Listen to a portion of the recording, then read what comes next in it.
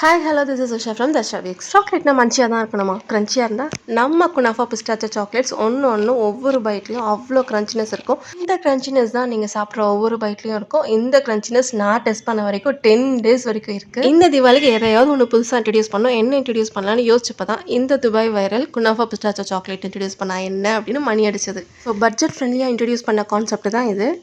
இனிஷியலாக 1, 2, 5, 10, 20 இந்த மாதிரியே ஆர்டர் போயிட்டு இருந்தது.